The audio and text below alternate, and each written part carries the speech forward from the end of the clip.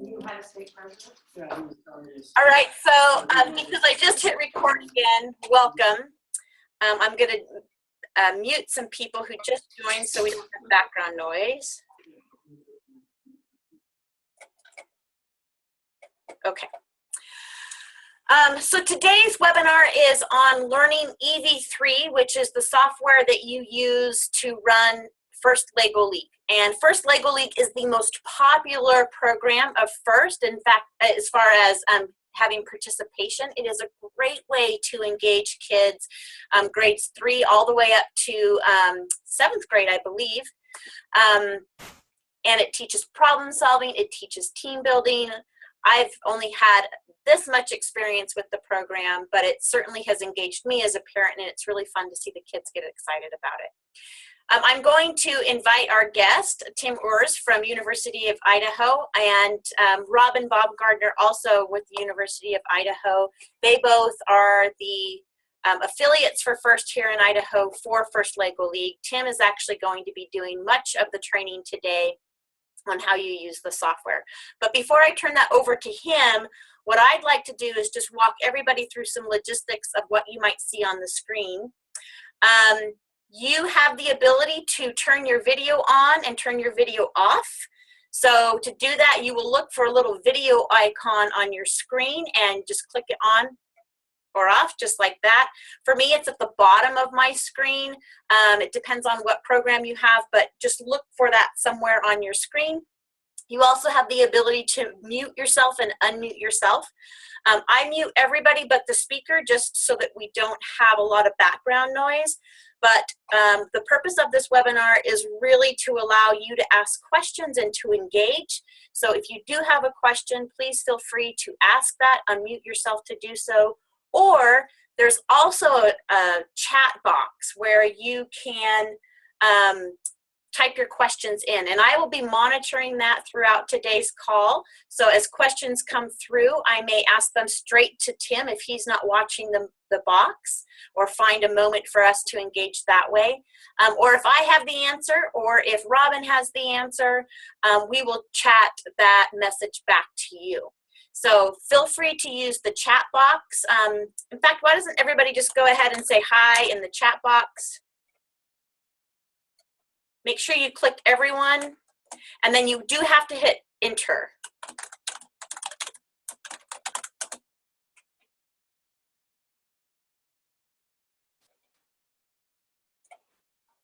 Excellent.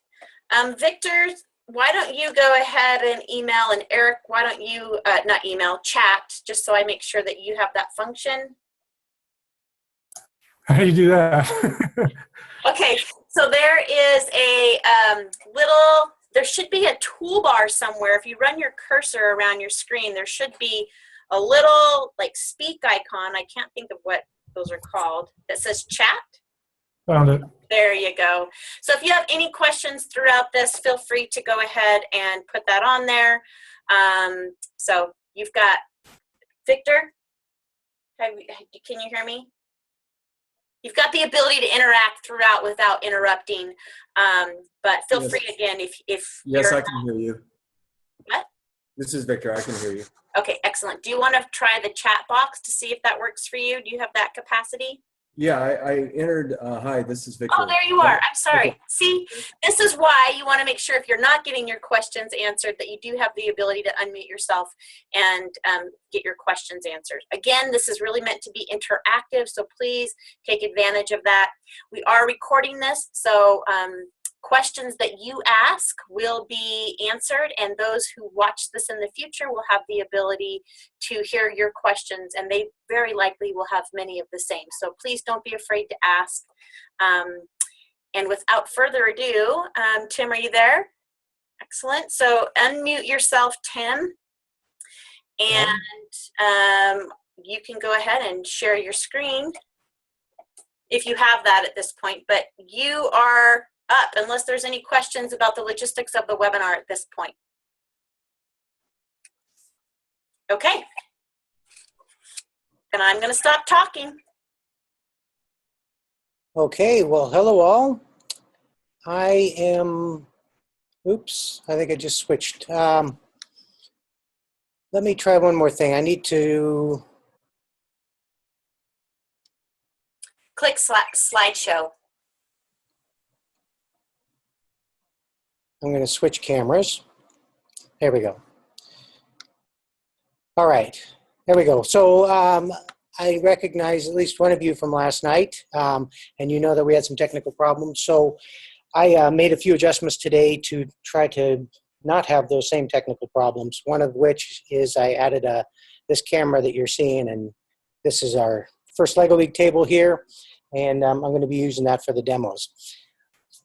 So again, my name is Tim Ewers. I am with the University of Idaho, and my co-partner is Robin Baumgartner. Both Robin and I are the partners responsible for the first LEGO League Junior, and first Tech Challenge programs here in Idaho.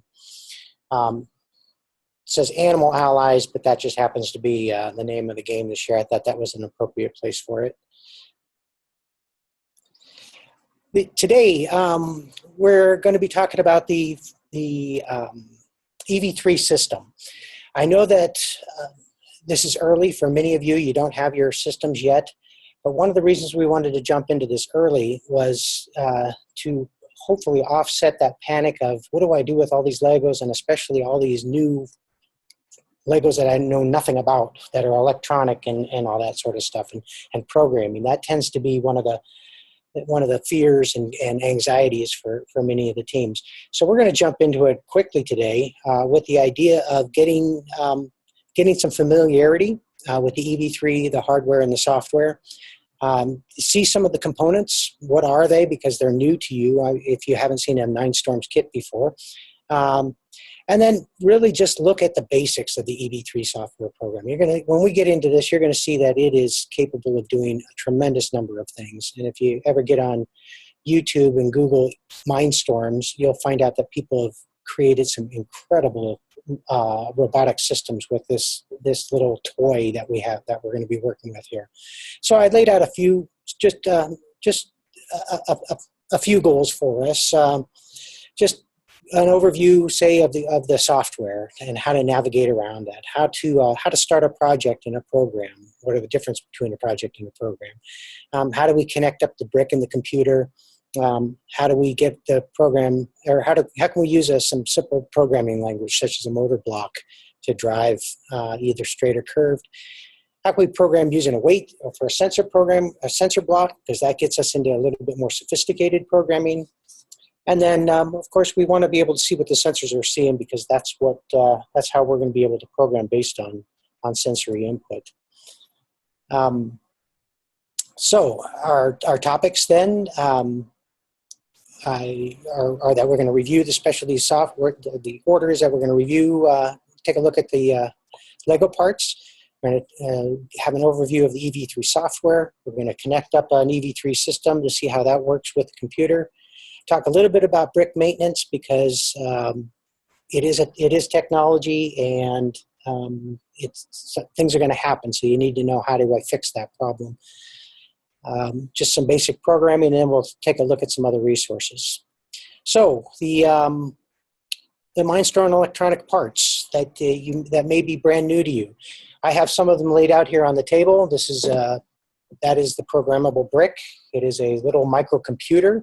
It has a microprocessor, plus it has inputs, and it has a screen, making it a small little computer.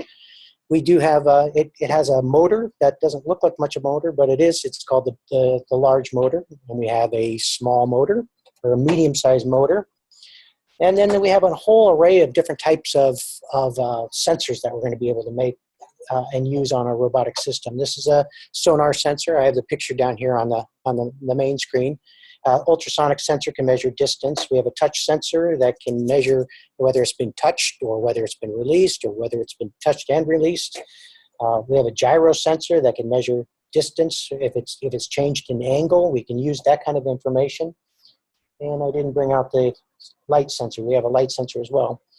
Your pack will also come with a battery, which is a rechargeable battery, which is a great thing to have, because once you build your whole robot, you really don't want to have to take it apart to change out the batteries. It's better. It's a lot easier if you could just plug it in with the cord and charge it up overnight, ready for the next day.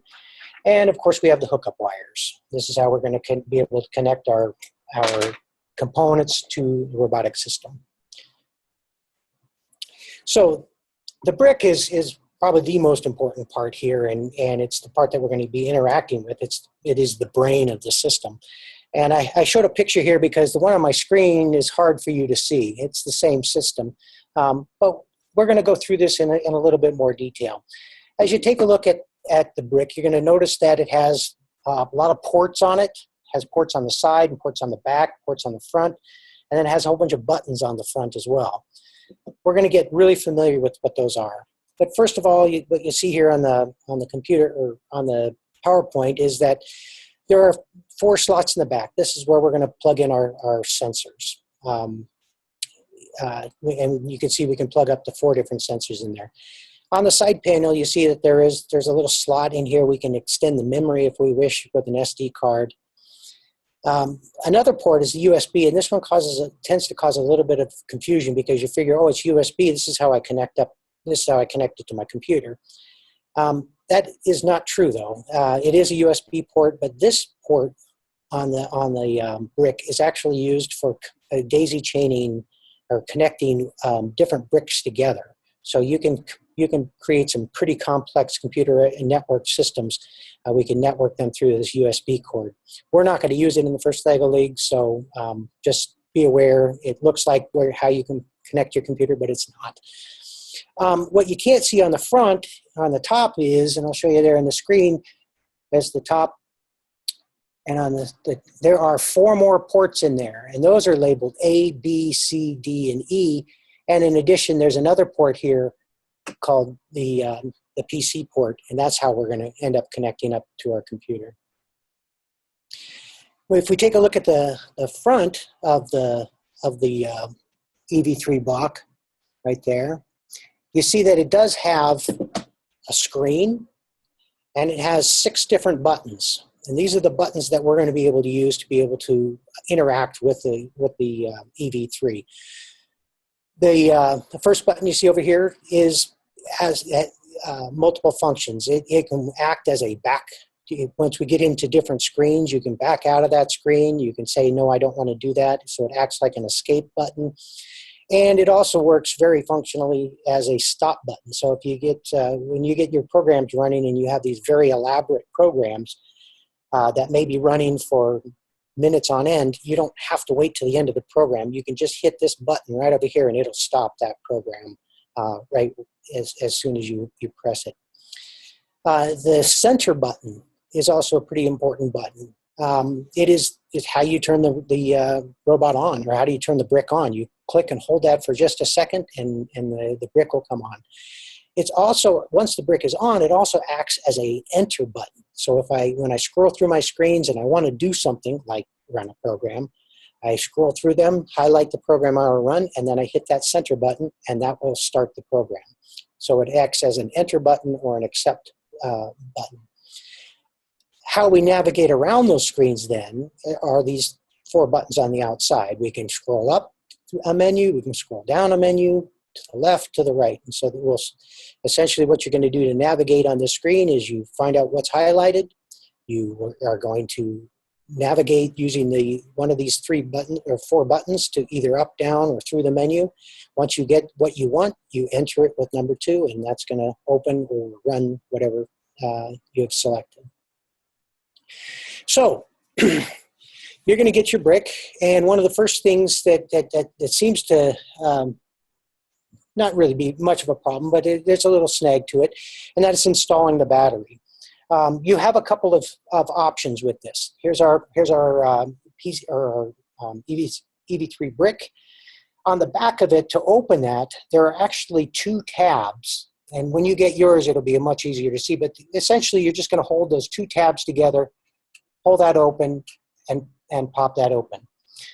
The little trick to it is that, and it's hard for you to see on the screen, but there are little tabs here on this little gate that actually set into some gaps there, and they need to be set in there first and then snap together. So again, 2 tabs to open it, and that pops open. You have a couple options. You could put in You can add 6 AA batteries, and then you would put this cover plate back on and you'd be running. Or you have an option to use a rechargeable battery that comes with your set. Of course, you want to charge it up first. You can charge it when it's on here, but it's nice once you get it to just recharge it immediately. Remember, it sets in only one orientation. It sets into those little grooves there, then folds in and snaps together. What happens, I see sometimes, is that people don't get these tabs in there, and they take they get this up and they try to snap it in, and it doesn't align up correctly. So make sure that lines up just right in there, and then snaps together. Okay. I mentioned that the next step we're going to do is once we get the batteries all charged in, is we're going to start up the EV3. To do that, we hit that center button. So I'm going to push that center button, click just a second, and if you see there, some lights come on, little red lights, and it takes about 30 seconds to get this thing up and running. And it's going to grind a little bit and start up. As it's starting up, I'll mention to you another issue that tends to come up, and it's how do you turn the thing off? Well, you have some options there. It defaults to a 30-minute sleep mode. You can change that sleep mode if you want. So if you want to turn it off, just leave it there for 30 minutes and it'll turn off. Or better, to save your battery, to be able to turn the unit off, I have some instructions here. You push that number 1 button right up here in the upper left.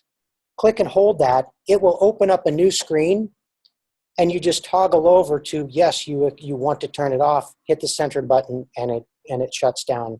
And that'll take about 30 seconds to shut down on that.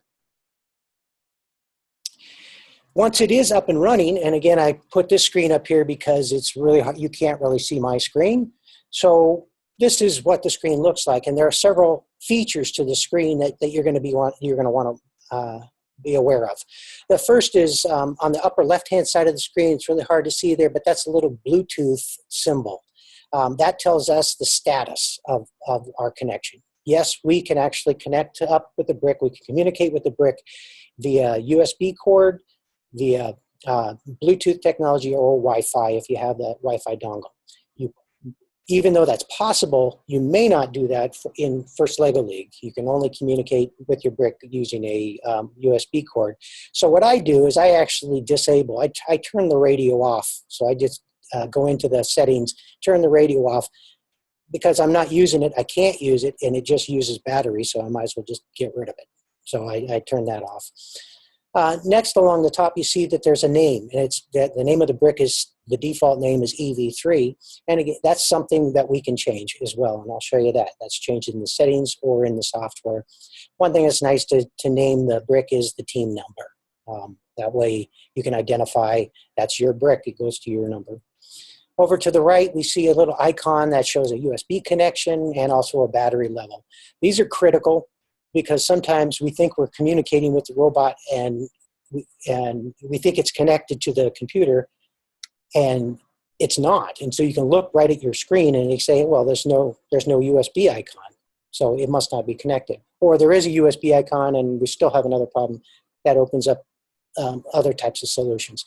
The other one is the battery level, and this becomes critical in First LEGO League because especially at tournaments, you're going to be using your robot time and time again, and then all of a sudden it's your time to go up and run the game. Well, if that battery level is low, it's possible that your robot is going to die right out there on the course. So options that people have, they keep backup batteries, or they plug their robot in between sessions or when they're not using it, just to make sure that battery level is kept up.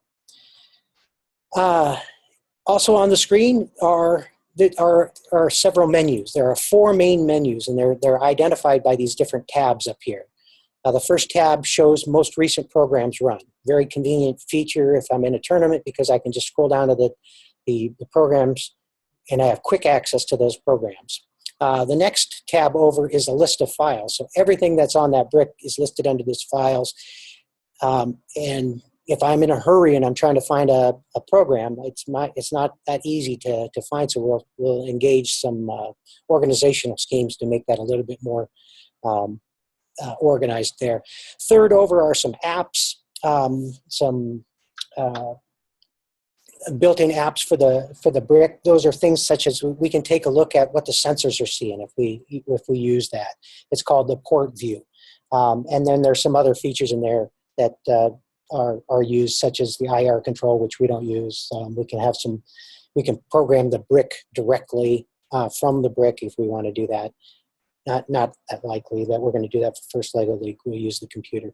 And then the last one is the settings tab, if you were to go over to this. And that's where if you hit the settings tab, you can open up, you can change things like the volume of the sound on the brick.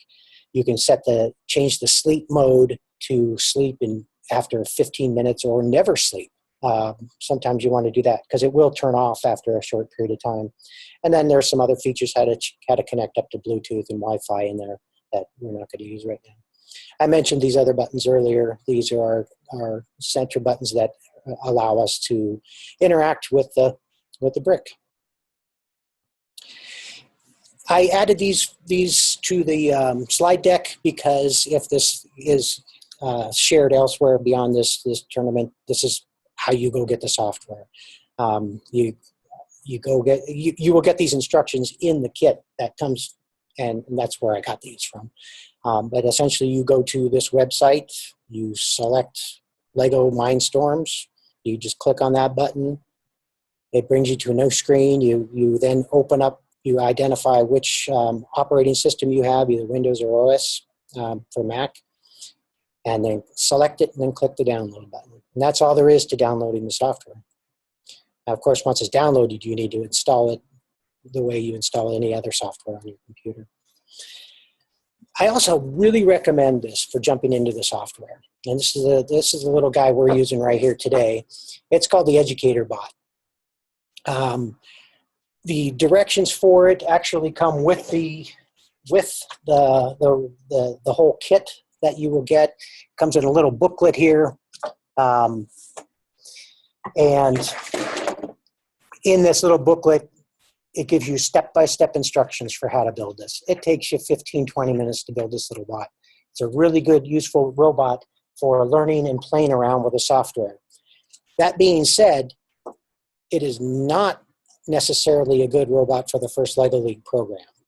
One of the challenges we have that the game presents is a bunch of different missions, and part of those missions are to get out. The robot has to go out and do something. It has to navigate somewhere, and then once it gets there, it has to do something.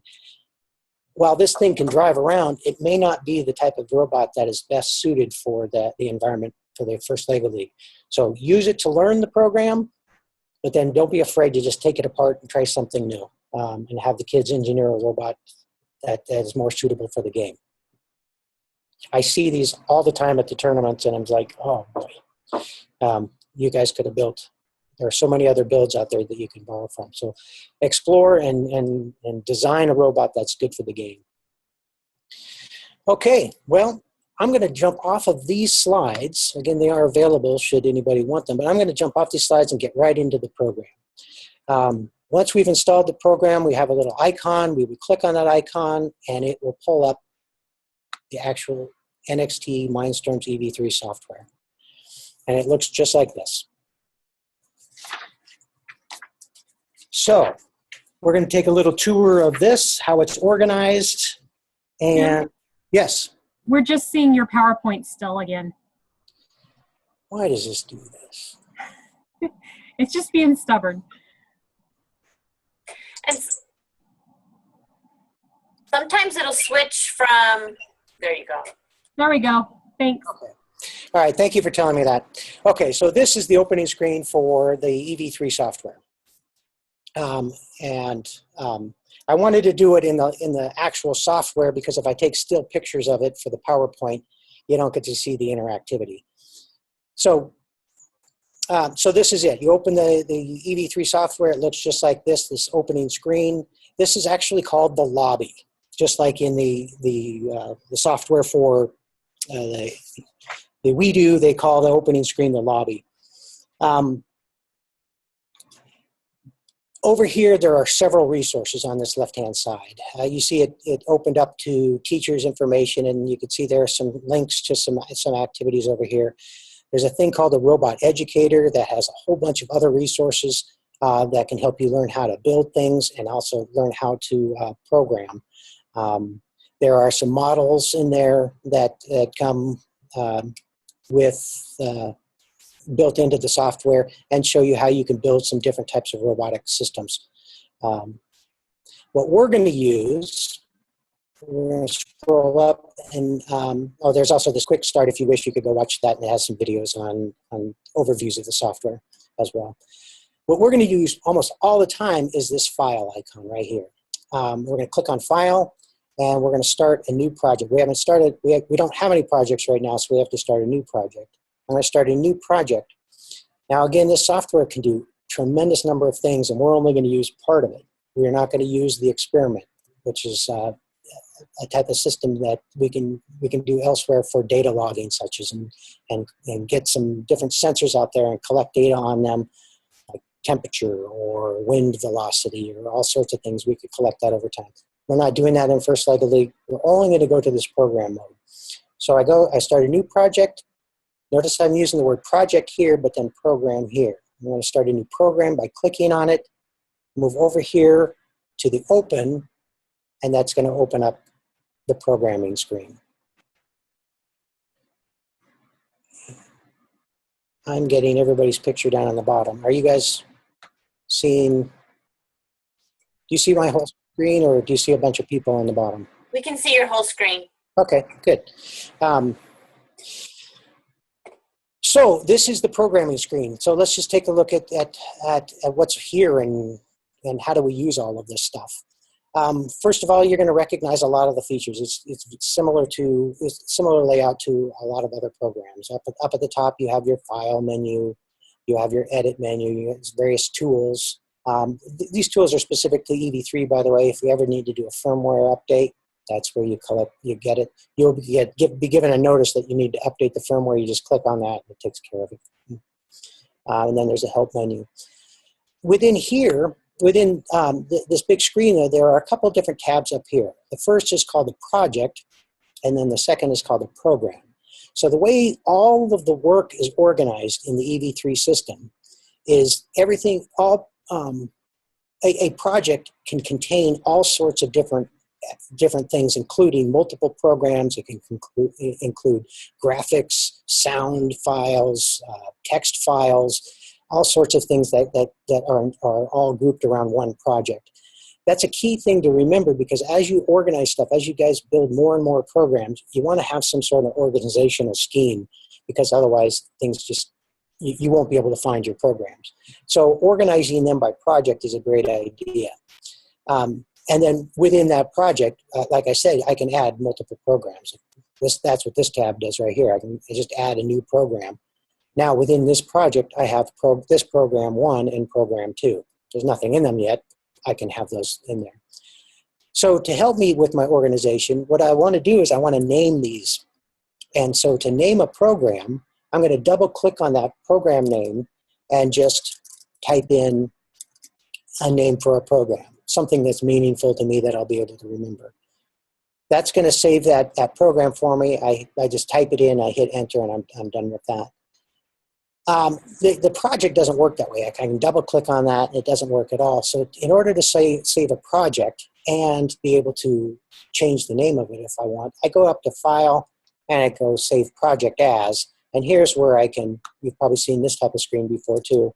I can name it a new name that can make sense to me, hopefully. Okay, so notice I just changed the name of the project. It changed the project up here, and then I have a program here. All right, so those are some technique or ideas for getting us organized in terms of our file management.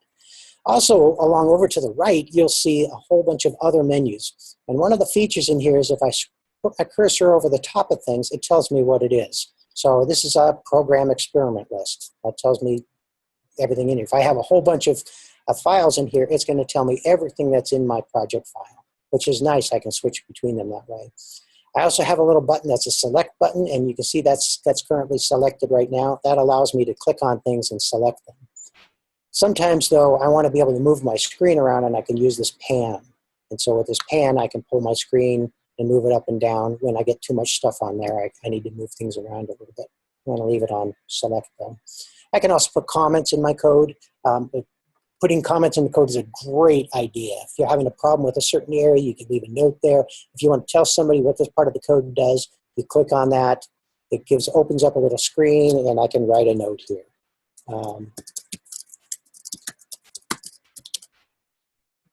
Right in there, and I can take that and then push it. Oops, I can grab it and move it to where it is in my code that I want. If I don't like the code anymore or the key anymore, I just select it and I delete it. Also over here, I can save the project. I can undo, I can redo. Somebody last night asked about, can you undo and redo, and that's not available. But in EV3, it is available. Our workspace is going to get cluttered, and sometimes we want to zoom out, or sometimes we want to specify to just make another part of the program really big, and we can really zoom in and see part of that. So that's what those buttons do. I can return to normal screen by just hitting this reset zoom button. It brings me right back. This window is the content editor, and it's used quite a bit in classrooms. Teachers will manage their classrooms using the content editor. They can add a bunch of different pieces in here, or other people can as well. We are not going to use it, and so what we're going to do is we're going to get rid of it by just closing it. I'm going to go over here to just close the content editor. I want to do that because I want this area of my screen to be able to write. It's all good real estate. This is my canvas for writing programs. So again, I just clean that up. I have a question. Yes. Is there an ability to, I see you generating the project. Is there a way of deleting the programs? Yes. Those tabs? How do you go about doing that? If you create one and it's like, well, I'm not going to use that, because I assume once you build a lot of programs, that thing's going to keep going to the right and it might overflow. Yeah, and I can just, right here, I just killed it. Okay, but Add it, new program, and then I just deleted the program. oh, that's Okay. good. Okay. So, yes, good question. Yeah, you do want to be on top of the management, because you're right. You're going to get, here's a program, then I'm going to try a new program, and then, oh gosh, I'm going to try another new program. And all of a sudden I have, like you say, tabs all through here, and I don't remember what is what, because I didn't name them properly, or I didn't give them good names, what have you.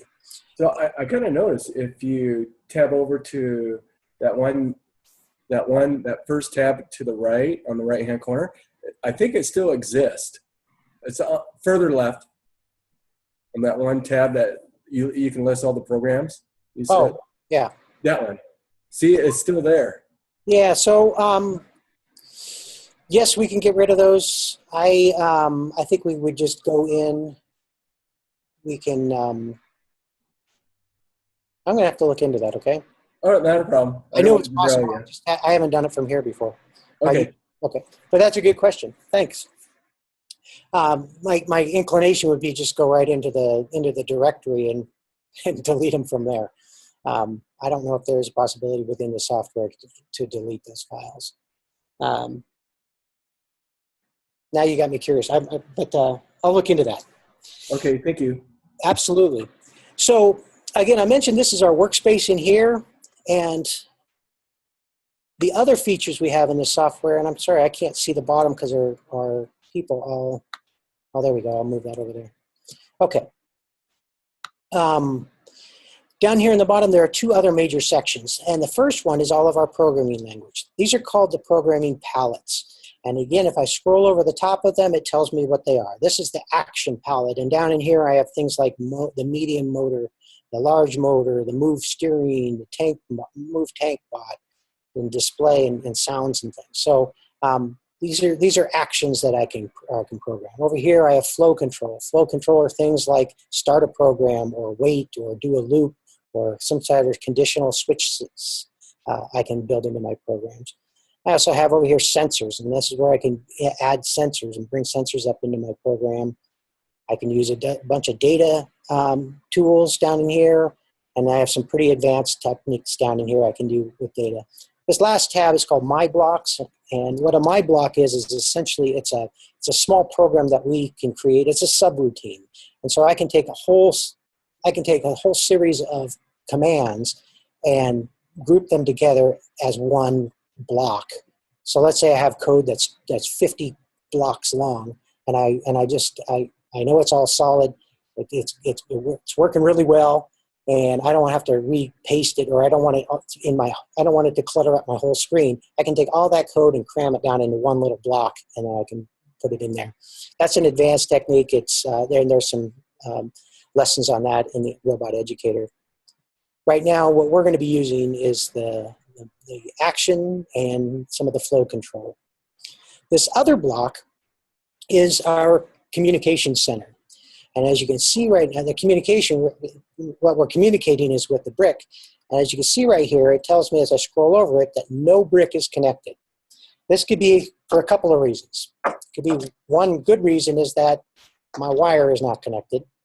Another reason that happens, though, is that sometimes the brick is turned off. Even if I'm plugged in, it says no brick connected. The brick has to be turned on in order to be seen by the computer. So the first thing I'm going to do is I'm going to go ahead and plug this in and watch what happens to the screen when I do. Notice that this plug is actually it's called a mini USB AB. It's not the regular type. It's a smaller port, and then it fits right into this front port. So I'm going to take that, and there's a specific orientation. I'm going to plug that in. And did you notice this opened up? New screen. In this screen, this is it's my communications tab. Here's where I can rename my brick. In my earlier image, it said EV3. I just went in here and typed in Eureka. That happens to be the name of our makerspace here in Moscow. So I typed in Eureka. That's what we're going to name our brick. That's the brick information. If I scroll over that, it tells me what that is. I can also click on this, which is called port view. And remember, I told you that there are 4 motor ports and 4 sensor ports. This lays them all out. And it's telling me that there is a motor connected to port B and a motor connected to port C. It also says that there is a ultrasonic sensor in port 4 of that. In addition to that, it's telling me what the value is of that, what it's seeing in terms of it's picking up. If I put my hand in front of the sensor, see it goes lower? So it's telling me this is one way we can see what the sensor is seeing, which becomes really powerful when I want to program the robot to work specifically on the sensors. Up here, you also see some numbers above the motors. Those are actually the rotation sensors, and if I take that motor and turn it, you see it tells me the different rotational level. Another piece of information that we can use for our programming. Down here, available bricks. We're not going to, if you have multiple bricks in your classroom, you may see all these bricks listed down in here. I have one on, and so we only see one. It also tells me how I'm connected via USB. I'm not connected by Bluetooth or Wi-Fi, and so it tells me how I'm connected to it. If I can't find a brick, I can use this refresh to look for it, or I can disconnect that brick by clicking on that guy right over there. The other 3 buttons, oops, let me go back to here. Some of the maintenance buttons you're going to want to know about. One of the things the kids do is they put a lot of programs on the brick. The computer can handle lots and lots and lots of programs. These programs are kilobyte size, so they're not big programs, but if you have 100 of them, or 1,000 of them even, they can take up a lot of space. You don't need to store everything on the brick. Only put stuff on the brick that you need. So it's pretty easy to fill up the brick's memory. One of the nice features of the EV3 is they extended the memory. But kids have put a bunch of sounds on there. I mean, they're fun. They're really cool things to do, pictures and other things, and you'll see this memory going up. So I might have to do some maintenance and go in, open up this tab right down here at the bottom. It just says it's called the memory, and it will tell me what's there. Right now, I have 5 megabytes free, so I'm doing okay. Sometimes this can get really cluttered, and I can start running out of memory. I would go through there and select a program like this one, and I'm just going to get rid of it. Okay, there, it's gone. I just gave myself a little bit more memory. I don't know what this one is, so I'll just get rid of it too. They're gone on the brick. They're not gone on the computer. So if it was important, I can go back and get it. I can't get rid of this guy. It's built into the robot, so I just have to leave it there. Okay. You can click on this button. It's how you open up and set up the wireless. To do Wi-Fi, you're going to need to get a dongle. To do Bluetooth, you have to have a Bluetooth dongle or built into your system. We're not using Wi-Fi or Bluetooth, so we just pretty much leave that alone. The other buttons you're gonna use almost all the time are these, mostly this one. In fact, I would pretty much tell you not to use this one. Use this one sparingly. It's actually a great button to have, but it's used for diagnostic purposes. This is your download. Once I have a program, I click this button. It downloads it to my brick. I then can run the program on my robot. The reason I mentioned not to run this one is that it immediately runs the program right when you download it. And so it's not common, but something that can happen is if the robot is set up on the desk and you hit that button, if the robot is going to take off, and if there are children, trying to save the robot at the same time, somebody's trying to, they'll bump into the computer, you can create a little bit of a mess for yourself. So the technique we use is only use this download button. We unplug the robot, set it on the floor or on the desk or on the mission table, and then run the program. The download and select is really nice. If I have a really long program and I don't want to have to run the whole program, I can just run just that selected piece and test out that aspect of the program. So that's our programming environment. Our workspace, some of our management tools up in here, our code is all down in here, and this is how we interact with the brick. Programming in EV3 is really a simple matter of identifying what code I want to run. Because of the type of brick, I'm going to click and drag that code up here and snap it into position. This is my start icon. This is a move steering icon. You might ask, why did you pick that one, not that one, not that one? Well, I didn't pick this one, medium motor, because I don't have a medium motor on my robot. I didn't pick this one because I want to program more than one robot, more than one large motor, because of the way my robot is actually built. I picked this one because it's move steering. I have two motors that are wheeled, that each has a wheel on them, and so I'm going to pick that one so that I can program that. The move tank is similar, and it gives me a couple other features that I might want to use. You can play around with that as well. I didn't pick display because right now I want to make the robot move. I didn't pick sound because, again, I want to make it move, and I didn't pick that one. So I picked move steering to play with this. And so I have a program right here. This is a program. I just made a program. And to run a program, our steps are I write the program, I download the program, I get the little sound that it tells me it was downloaded. I set my robot down where I want it to go, and I unplug it. I scroll to the screen of the file menu. I select my project. I scroll down to where I see the name of what I'm seeing under projects. I see this webinar EV3, and then I open up EV3 and I see test 1. I scroll down, menu down to test 1. It's highlighted. I push the go button. I just wrote a program and it ran. Okay, that's all there is to it. I write a program. Then I'm going to configure the block. We're going to get to that here in a second when we want to change things up. And then I download it and I run it. That's the whole process for programming. Now we want to make this a little bit more interesting, and we want to investigate what are all these different parameters. So this block of code, which is called the move steering, has several parameters built into it. And what we're going to do is we're going to play around with those parameters. We're going to configure them to give it a type of movement that we want. So the first thing we open, if I click on this, I have some choices I can make. I can either turn the motor off. Sometimes I want to do that. I can turn it on and just leave it on until the next thing happens. I can turn it on for time.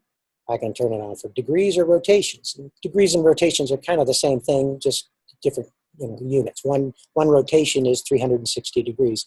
I might want to use one of those or the other. So I can select, I'm going to leave it on rotations. I get this, with this bit of code, I get this nice little feature called steering. And if I click on it, if I see it's on, steering is on 0 right now. If I go down to this button and click on it, it opens up the screen where I can get this little toggle and I can move this around. And what this is doing is it's putting more power to the left side, less power to the right side, so the robot should turn to the right. We can actually test that. I'll just leave it right there and see what happens. The third one down the line is motor power, and this has a scale of up to 100 positive and down to a negative 100 and up to 0 as well. So 100 positive is full power in a forward or a motor forward direction. Negative 100 is full power in a motor negative direction. I'm just going to go ahead and leave it at 62-ish. I can also go up in there and just type in a number if I want by highlighting it. The fourth fourth parameter is I have to tell it how many rotations. Over here I said I want it on rotations. Okay, well, how many do I want? Well, I can highlight this and I could say, well, let's go 2 rotations or 2.3 or whatever I want to do. And I can type that into there. And then the fourth over tells me, what do I want to do after this code is run? Do I want to stop the motors with a hard brake, or do I want to let it coast? And if I say brake at the end, the answer is true. It defaults to that, and I just leave it checked. Yes, I want it to brake at the end. If I don't, I just say I want it to coast. And that's a fun thing to test and play around with on the motion of the robot. Sometimes I want it to coast, sometimes I don't. I'm going to leave it at this one. And then we need to take a look at the ports up here. The ports tell us what motors are plugged in. One of the things to note here is the default values of these and why I would want to build a robot plugging my drive motors into B and C. The defaults are set to B and C, so if I always plug my drive motors into B and C, then I don't have to remember to go in here and change this to A and D. Okay, because if I do that and I run this program, my robot isn't going to move because it's sending power out to ports A and D that aren't even connected in. How do I know that? Well, I'll plug my robot back in. It comes up, I look at my ports, and it tells me, oh, I have ports in B and C, so I better click this back to B and C. B and C. All right? So, I just changed my program. I'm going to test it out. I don't know what it's going to do, but I'll test it out. So, actually, I should know what it's going to do. I could guess what it's going to do, right? I should predict. I said it's going to turn on rotations, going to go 2 rotations. It should go slightly to the right, I think, and then at a power of 75. I may have switched the motors around by doing that, but let's test it out and see what happens. So I'm going to download my program. I got the composite. I unplug my robot, and I find my project. I find the name of my program, and I try it out. Okay, so I was wrong. It turned to the left. So I could go back to my program and change this to the right if I want it to go to the right. This will be a feature that you're going to want to play with and experiment with, because it does have some different features in it. One is, notice when it's a straight arrow, it should be going straight. If I turn it over to the left, the arrow turns hard to the left, but then eventually it turns straight down. What we're going to find out is that if I turn it all the way to the max, what that does is ends up making one wheel go backwards. And so instead of pivoting on the wheel to turn, I actually go pivot on the center because one wheel turns backwards and the other wheel turns forwards. I have that option because sometimes I want to turn really, really quickly and very sharply. So I have that as well. So that was nice. I don't want this code anymore, so I'm going to select it and just delete it. I'm going to start over because that's easier for me to do because I want to write a new piece of code and see what it does. I want to do some more movements. I want to go forward. I want to go forward 2 rotations, set on rotations.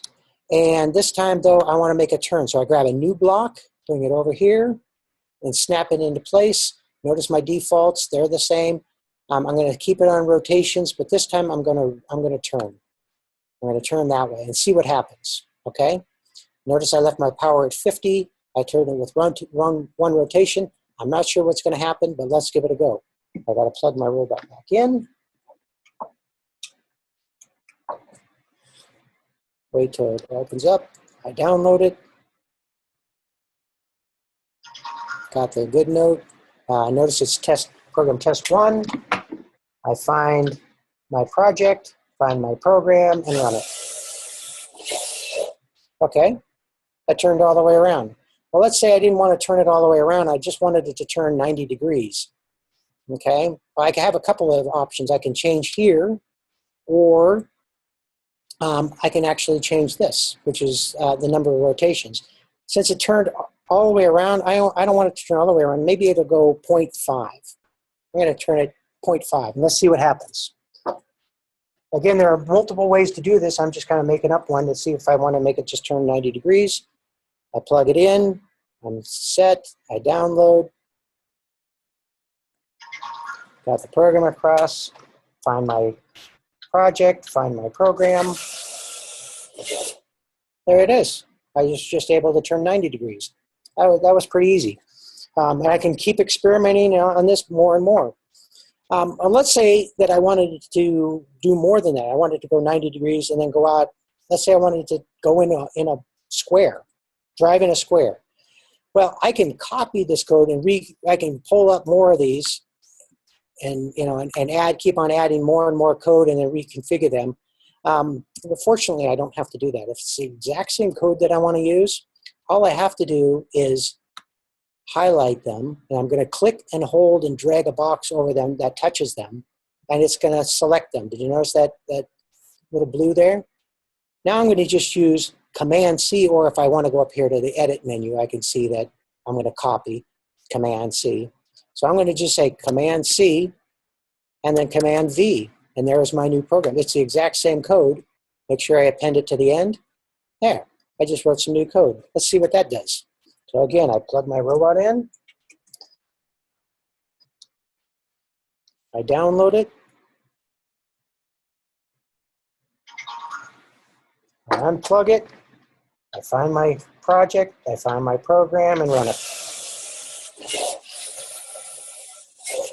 Nice. So if I wanted to run it into a full square, yeah, what I could do is I could just copy all of this, paste it, copy, paste, and put it out there like that. And that should run. We could do that. Since I'm running the same code over and over and over again, though, there's another way to do this. And hopefully I've convinced you that if I run this, if I copy and paste these two and do it over and over and over again, I'm going to drive into a square. But let's try it. Let's try to use some code instead of doing that. I'm going to open up a new project, a new program, I mean. And in this case, I'm going to do that move. Actually, let me get rid of that.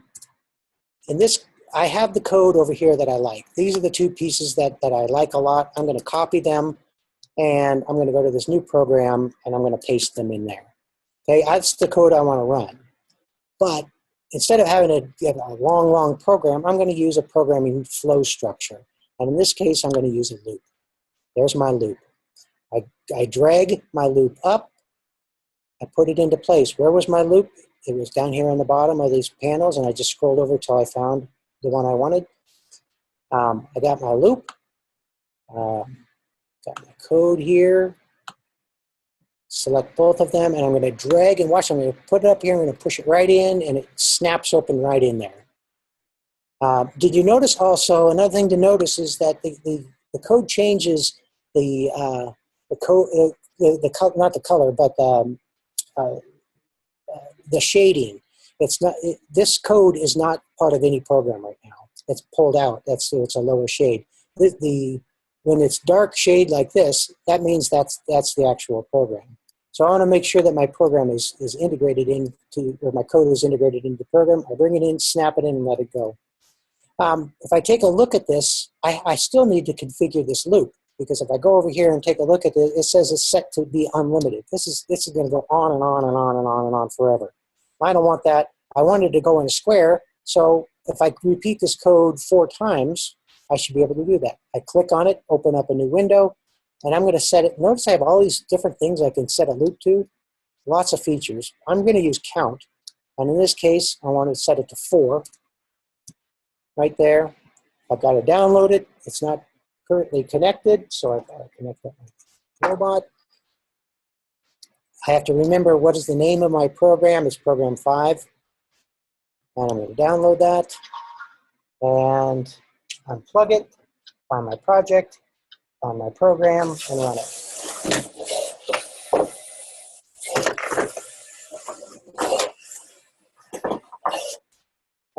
Not too bad. Pretty. I can tighten that up by playing with these configurations right down here a little bit more. One of the things to note about the EV3, the Lego system, is that there are all sorts of errors built into these systems. The wheels are not perfect, so and the motors run at different rates a little bit. So sometimes when you run, you'll say, "Hey, I set the robot to run straight, but it keeps curving on me." Well, that's error. And the kids are going to have to learn how to deal with that error. And one of the ways we can deal with that error is, instead of using just a dumb robot, which is just moving forward, we can actually use sensors. And so let's take a look at how we might use a sensor. I'm going to open up a new program, code, and in this case, I want to move my motor, my robot up, and I want it to stop. And if I take a look at what I have on my robot, you'll notice that I do have a sensor on it. It's an ultrasonic sensor. That's what I'm going to use. Ultrasonic sensors measure distance. We saw that earlier when I showed the screen. I'll plug my robot in so you can see that again. I have an ultrasonic sensor there, and it's telling me that it's measuring distance, 78 centimeters. By the way, I can change that if I don't like that. I could just click on it, and I can change it to distance inches if I want. So 31 inches. It's currently seeing something 31 inches out. If I move it closer to the edge, it's seeing something different. So what I want to do is I want to run this robot out, and I want it to stop before it runs into that wall. Okay? How do I do that? Well, I have the code that I'm going to use. It says run the robot, run the motors until something happens. The way that translates into this is that, into this code, into EV3 code, is that I start my motors. In this case, instead of rotations, because I don't know how many rotations it's going to take to get to that wall, I'm going to set my motors to on. Now watch what I'm going to do. I'm going to undo that. I was on rotations. When I was on rotations, I had all these different features. I'm just going to turn the motors on, and I don't have as many features. The only thing I have is steering capability and power capability. Okay, that's all I have left, because the rest of them don't matter if I'm just going to turn the motors on. The way this code works is that it turns this on and it runs this until the next thing happens. So the way we deal with that then is we say, well, I want it to keep going. Let me back up a minute. I went over to this flow control, and what I want to do is I want to pick this thing called a wait. So if you think about this, I want to run these motors, and I'm going to wait until a condition happens. And then it's going to do something else. So this stays on until this condition happens. It's the same thing as if I tell you to keep walking until you get 1 foot away from the wall and then stop. Okay? I don't know how many steps it's going to take you to get there. I don't know how, those type of things. The input is 1 foot away from the wall and you're going to stop. So this weight then is what I do with this weight is I have to configure it. It defaults to time, but if I open it up, all of a sudden I see I can have all these other features. And the one I want is ultrasonic because that's what I have on my robot. And what I'm going to do is I'm actually going to have it compare. It's going to create a true-false statement. Is it so far away? I'm going to have it compare, and we have it in inches, so I'll keep it in inches, to set for inches. Now the logic is, I have to set the logic. It's going to compare to inches. What is it going to compare? Is it going to compare that's equal, not equal to, greater than or equal to, less than, or less than or and equal to? I'm going to say less than or equal to, and instead of 50 inches, I'm going to say 3 inches. Okay? Let's test it. We'll see if it works. I'm plugged in because I see it down here. I'm going to run my program. Note that my program is called Program 6. Not a very good name, but it's what I'm going to use. I unplug my robot. I find my project. I find my program. I run my program. Uh-oh. So we have a problem. It didn't run that program. Or it ran the program, but something else happened. So let me run that again and see what happens.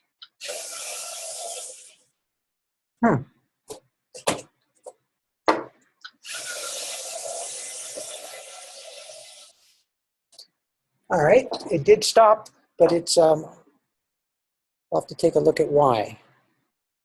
Well, I think maybe it's not recognizing the wall because of the holes in it.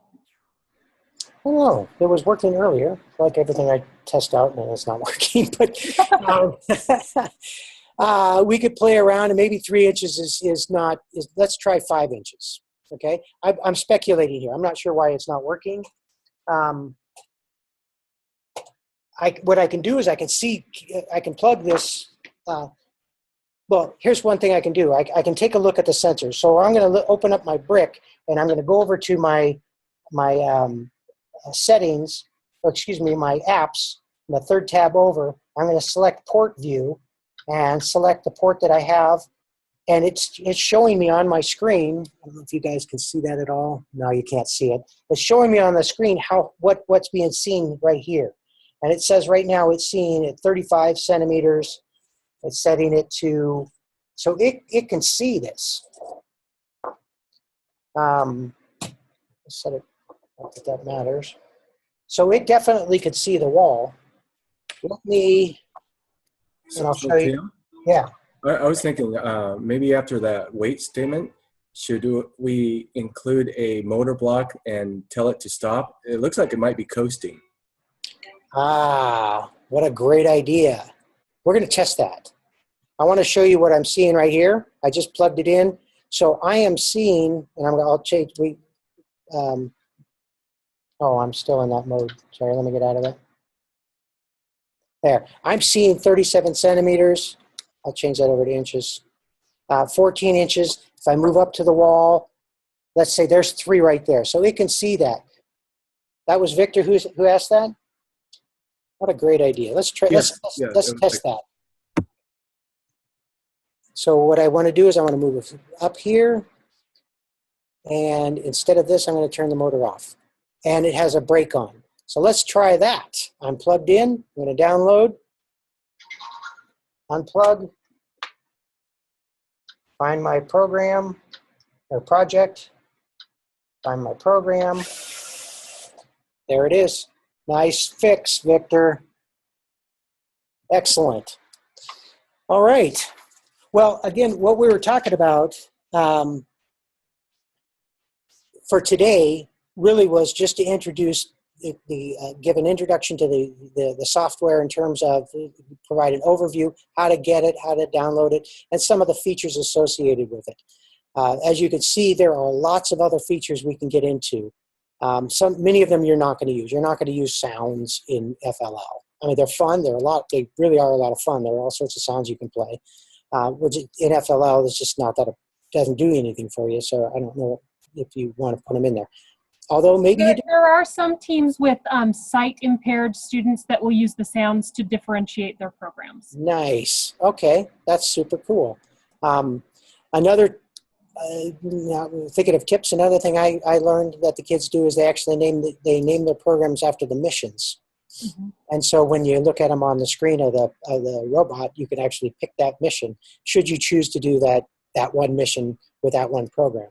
By the way, there's nothing that says you have to do one mission at a time, or you have to do them in any order. All right. So I'm going to switch back to the PowerPoint. Tim, well, okay. I Go was ahead. just going to mention with housekeeping, they'd asked about how to delete a program within the project. That little double-ended wrench that was up in the top left corner before your program tabs. Oh, thank you. Yeah. Look at that. So if I select that, well, that's neat. So I can just turn those off that way. I should be able to delete them though, because they're still taking up space. Yeah, there's a delete down at the bottom. So you Oh. select the program and then hit delete. Nice, thank you. Yep. There. Excellent, so thank you. I'm learning a bunch of stuff too. All right, so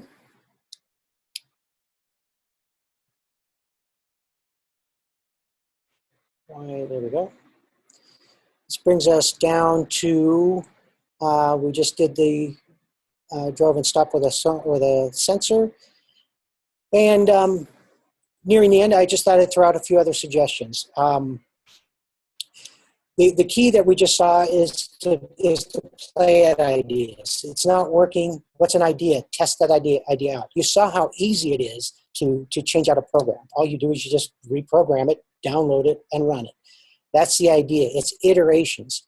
And when we're working with the kids, it's one of the things that we can help them learn is how to iterate in a way that I can actually learn from it. If I change way too many things, I can't learn from that. I don't know which one was the reason for that. So I may want to work slowly through different problems and learn about those. So play with that software and get familiar with it. The only way to get familiar with it is just to play with it, and you get used to which buttons do what. I pointed out the robot educator in the software. Go there. It is filled with all sorts of resources, a lot of different builds. I really recommend having the kids build different robots, even if the pressure is on to get First Lego League going and get that robot for First Lego League going. Try some different builds. You can learn a whole bunch of things from how other people build things and how they program them, right? And then just reverse engineer it, and you might incorporate some of that, either that code or some of that build design in your robot. So take a look at that robot educator. It has a lot of great stuff. As I mentioned, experiment with the programs, change the values and see what happens. You think, I thought it was going to turn right, but no, it turned left. So, all right, well, now I know if I turn it this way, that's what's going to turn right. There are lots and lots and lots of different builds available online. If you just Google EV3 builds, you're going to find lots of resources. People put their builds up. Again, find those and reverse engineer them. You can learn a whole lot about this. The tendency that I see a lot is that people build one robot and they try to use that same robot over and over again and try to improve their game. They're not they're not really engineering anymore. They're trying to get the robot to do something over and over without making any changes. So take a look at the challenges and engineer a solution to the challenge. Go out and research, how do other people do things? How do you lift things? How do you push things? That kind of stuff. How did somebody do it in WeDo or NXT for that matter? And copy their design. There's nothing wrong with seeing how somebody else solved something and innovating it to work for you. I encourage the teams to iterate their designs though. Build it, test it, and then review it. Did it work well? Did it not work well? Why didn't it work well? What is wrong? Do we need to go back to the drawing board, take the whole thing apart and start over? Of course, you as the coach are going, wait a minute, we have a tournament next week. Don't take it apart. So you have to balance that a little bit with how much you want to tear it apart and rebuild it. I also mentioned keeping your projects and programs organized. You'll save yourself a whole lot of headache. If things are not, you're going to end up probably just deleting everything and then starting over because you can't find things. And I also mentioned just don't clutter up the brick. You know how to go in there and delete programs off the brick. And I just learned, as well as you, how to get them off the computer as well. So this last slide, almost last slide. Yes, last slide. I just gave just a couple of. I mean, seriously, there are so many resources out there. I just put a couple of URLs for builds that you can build, and a lot of them give the programs, program it, and then reverse engineer it. How did they do that? How does it work? How can I make it better? How can I use this type of thing? All right. Did I stop? I'll pull it back to here. All right, are there any questions? I do have a question. Go ahead. We have the home edition of the EV3, Okay. and it looks like programming the sensors might be a little bit different. Like when I was just trying to follow you with the ultrasonic one, it didn't give me the option for inches and centimeters. It said proximity. Do you know anything about that difference? I don't. I can look into that. I can tell you there are a couple solutions. One is that link that I provided earlier. It's the software is free. You could just go to that link and download the education version of the software. One thing nice about the education version is that it gives you a bunch of teaching resources. Mm-hmm. The retail version may give you more build designs, but you don't get all the other tutorial stuff built into it. Right. So one solution is to go download the other software. I'm not familiar with the retail version, so I can't help you. Okay. And how would I find that link again? Are you going to send out slides of this, or? I believe Marie is going to post this slide deck or this PowerPoint up on the Idaho After School Network site. Okay. Or you can contact one of us. We'll send it to you. I mean, it's just a PowerPoint. Okay. Also, that URL comes. Oh, you have a different kit. Oh well. I mean, tonight if you can't get it tonight, just Google EV3 Software. Yeah. Okay.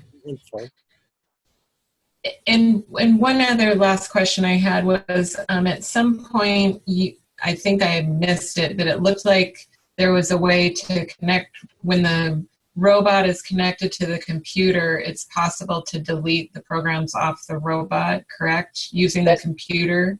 Yes. And there are actually two ways you can delete the programs off the brick. One is from the brick directly. You just highlight the program right, and hold down the key, and then it'll give you an option to delete it. The other one is in the program.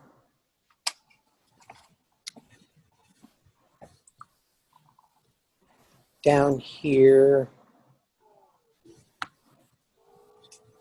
if I open up this screen, of course I have to be connected to the bot for it to see anything. Let's do that right now. Connect up my robot.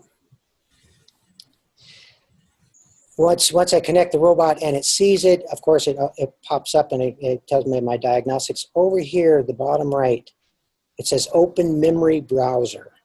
Oh, okay, I see that. I'll open that up, and it's going to tell me all the stuff that's on there.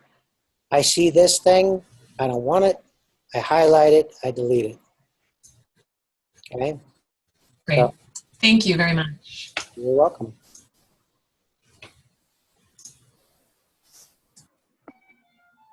Any other questions? I had a question. It's more on the administration side. How do we get funding to possibly help pay for our registration fees? I'm going to defer to Robin or Marie on that one. Well, I'll start with what the Idaho After School Network has right at this moment, we have the F3 Idaho project going on, and we are accepting applications for kits and registration for new programs that might be serving underserved and underrepresented youth. So that would be females, youth in rural areas, minorities, or children of economically disadvantaged backgrounds. So if you serve one of those, you can take a look at the F3 Idaho project. You can find all the information of that directly on our website, which is idahoafterschool.org, and look for first F3 tab, and all the information on how to apply is right there. And that's also where we'll post a recording of this webinar along with the slides that Tim mentioned. As far as any other funding, though, I'm going to defer that to Robin. Yeah, and there is a limited amount of need-based funding available every year through FIRST and through a few other charitable foundations. This year, we're kind of getting to the end of that funding cycle. The first need-based funding has already expired, and the other grant funding, we're kind of waiting to see if there's some unused funding. They may open some additional slots for that, but right now we're kind of in a wait-and-see holding pattern. But they are looking for very significant financial needs. So usually those go to like Title I schools and those type of organizations. So if you're interested, you can email me tomorrow or later in the week, and we can talk about if we can possibly apply for that funding. Oh, okay. And how do I get your email? Is it on the original email that you sent out? It was on one of those first slides. Oh, okay. So as soon as the slide deck is available, you can grab it. Or if you just search for University of Idaho Extension Robotics, you can find it there as well. Unfortunately, I have a hard to spell name, so it's not one I can just rattle off and everybody goes, oh, I've got it. Okay, thank you. Yeah, Tim's got those right on the screen for everybody as well. And I want to repeat that Animal Allies is the name of the first LA team, not this group of people. Although, Hey, I like animals. I am an animal ally. okay. All right. Well, do we have other questions? Okay. Excellent. Well, if there's not any other questions, then we are going to say goodnight and say thank you to our guests, Tim, and to Robin. Thank you so much for helping us understand. And we will talk with you later. All right. Thanks, Thank you everybody. very much. Thank you. Don't hesitate to contact us if you have questions. Thank you very much. You're welcome. Our pleasure. Very informative.